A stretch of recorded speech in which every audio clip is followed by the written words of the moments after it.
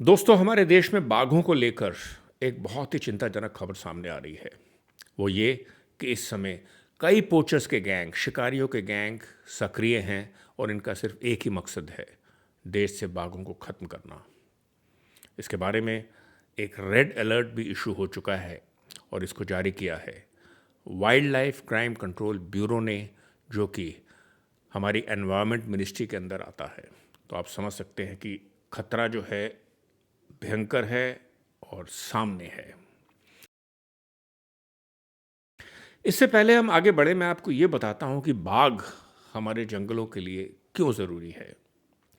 बहुत से लोगों के लिए बाघ ज़रूरी है कि वो एक अच्छी फ़ोटोग्राफी कर सकते हैं। बाघ बहुत खूबसूरत जानवर है, हमारे जंगलों का सुपरस्टार है।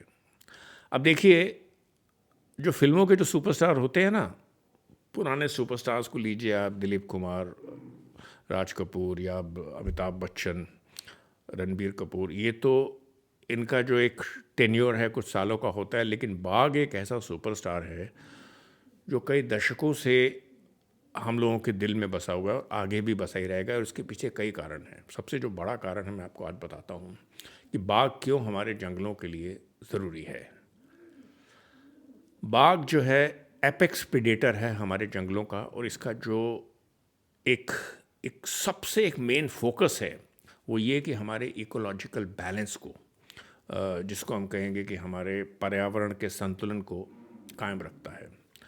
अब ज़रा आप सोचिए कि एक जंगल के अंदर घास फूस है, पेड़ पत्ते हैं, पेड़ हैं, उनको खाने वाले जितने भी शाकाहारी हर्बीवोरस जानवर हैं, जैसे हिरन हो गए, अलग अलग तरह के हिरन हैं भारत के जंगलों में, जंगली सुअर हो गए, दूसरे जानवर हो गए। अब बाघ क्या करता है? बाघ इनकी आबादी को कंट्रोल करता है। बाघ इनका शिकार करता है, जिससे इनकी आबादी इतनी ज़्यादा नहीं हो पाती कि वो पूरे जंगल की जो वनस्पति को ही ख़त्म कर दें। अब ज़रा इमेजिन करिए कि अगर किसी जंगल से बाघ अचानक गायब हो जाए, क्या होगा? वहाँ पे जो हर्बीवोर्स, हिरनों की और इस तरह के जो दूसरे जानवरों की आबादी इतनी ज़्यादा बढ़ जाएगी कि वो जंगल का जो एक बैलेंस है ना, वो पूरी तरह से ख़त्म हो जाएगा। तो इस बैलेंस को बना कर रखता है बाघ, इसलिए ज़रूरी है बाघ।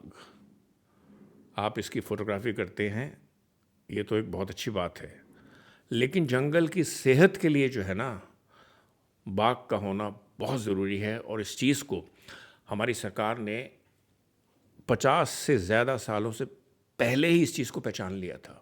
और इसीलिए जब 1973 में बाघों की संख्या बहुत कम रह गई थी, तो देश में प्रोजेक्ट टाइगर आया था। इसी प्रोजेक्ट टाइगर की बदौलत आज हमारे देश में जो है बाघ बचे हुए हैं। ना सिर्फ बचे हुए हैं, बल्कि फल फूल भी रहे हैं। देखिए, जो wild life crime control bureau ने जो रेड अलर्ट इशू किया है, उसमें इन्होंने कहा है कि ये जो पोचर्स हैं, इनके गैंग इस समय देश के अलग अलग हिस्सों में सक्रिय हैं और इनके टारगेट पर हमारा बाघ है।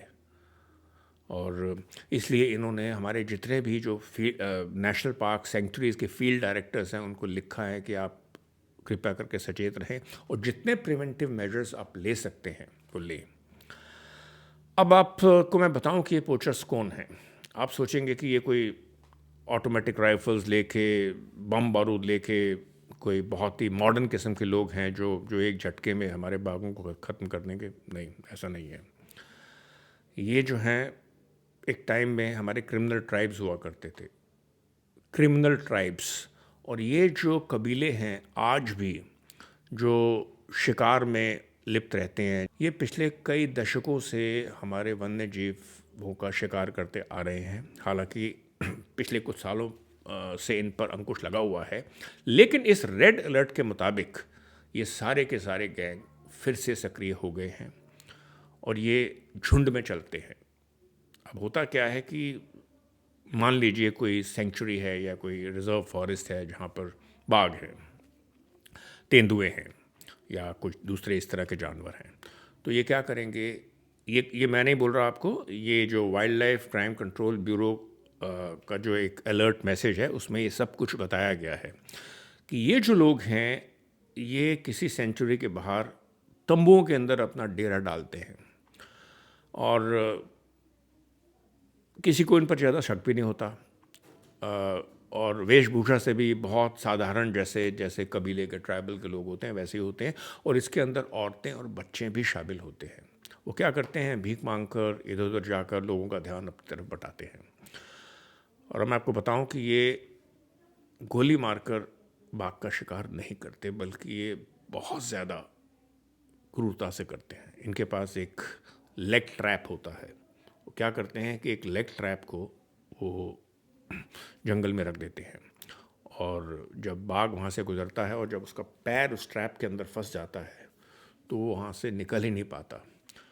और वो जब आवाज़ करता है तो उसके बाद ये सारे के सारे जो कबीले के लोग हैं वहाँ जाकर उसको डंडों से या दूसरे तरीक़ों से बहुत निर्दयी तरीके से उसकी हत्या करते हैं।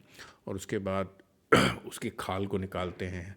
बा आपको पता है, बाघ एक ऐसा जानवर है जिसके शरीर के हर अंग जो है उसकी एक कीमत होती है, और काफ़ी ज़्यादा कीमत होती है। चाहे वो उसके दांत हों, उसकी खाल हो, उसके बाल हों, चेहरे के, हर चीज़ बिकती है। घंटों के अंदर ही वो इन सब चीज़ों को निकाल के उसके मीट को या तो वो खा जाते हैं या वो दबा देते हैं। इन सब चीज़ों का जो जिक्र है इस रेड अलर्ट में किया गया है। मैं आपको बताऊं कि 2013 में ये जो पोचर्स थे इस तरह से महाराष्ट्र में सक्रिय हुए थे। अब ये 12 साल के बाद अब दोबारा से ये रडार पर आए हैं। इसीलिए मैं कह रहा हूं कि ये बहुत ही चिंताजनक बात है। मैं आपको बताऊं कि ये रेड अलर्ट जारी करने की नौबत ही क्यों आई। 24 दिसंबर 2024 और 22 दिसंबर 2025, यानी एक महीने से भी कम समय में सिर्फ महाराष्ट्र में ही 12 बाघों की मौत हो चुकी है। इन 12 में से सिर्फ 5 मौतें ही स्वाभाविक हैं। इसी तरह 2024 में मध्य प्रदेश में, जिसको टाइगर स्टेट ऑफ इंडिया कहा जाता है, उस मध्य प्रदेश में 46 बाघ मरे हैं।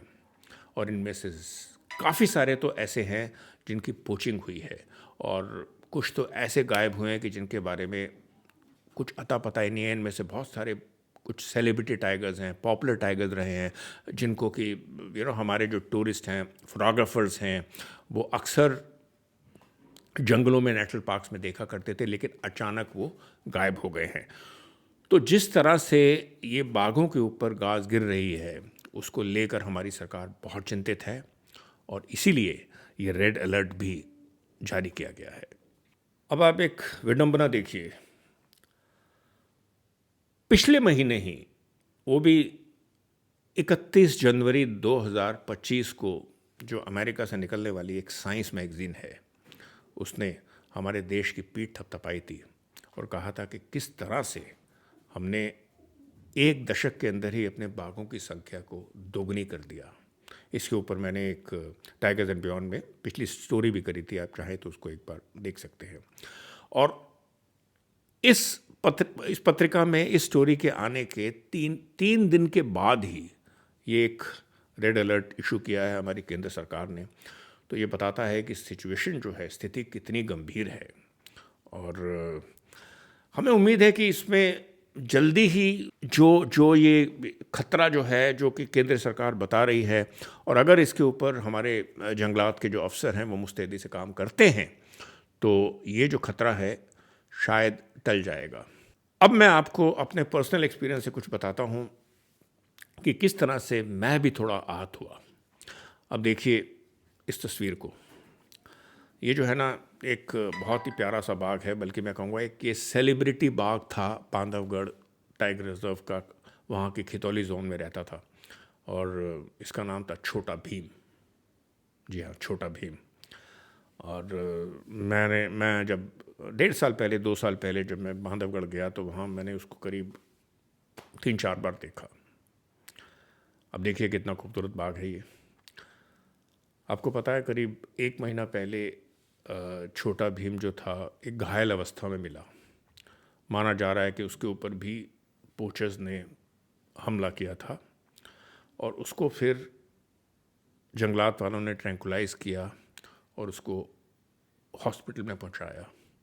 लेकिन दुख की बात है कि कुछ दिन पहले ही छोटा भीम की मौत हो गई। तो ये भी उन शिकारियों की वजह से मरा।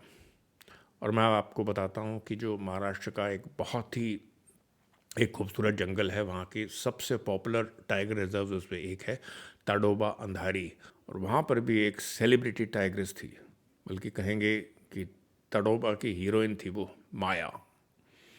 मेरे ख्याल से हज़ारों फोटोग्राफर्स वीडियोग्राफर्स ने उसके दर्शन किए, और उसके बारे में था कि वो इतनी कैमरा फ्रेंडली थी कि वो किसी भी तड़ोबा आने वाले टूरिस्ट को निराश नहीं करती थी, बहुत अच्छे अच्छे पोज देती थी। लेकिन अफसोस पिछले कई महीनों से माया गायब है। उसके बारे में कुछ पता नहीं चल रहा, कहाँ पर है, जिंदा है नहीं है, उसको लेकर भी अलग अलग बातें कही जा रही हैं। एक अंदेशा ये भी जताया जा रहा है कि कहीं वो भी तो पोचर्स की शिकार नहीं हो गई। दोस्तों, बहुत मेहनत और मशक्क़त के बाद हमने अपने बाघों को बचाया है, और वाकई ये बहुत दुख वाला दिन होगा अगर हम इस नायाब दौलत को हमेशा के लिए खो देते हैं।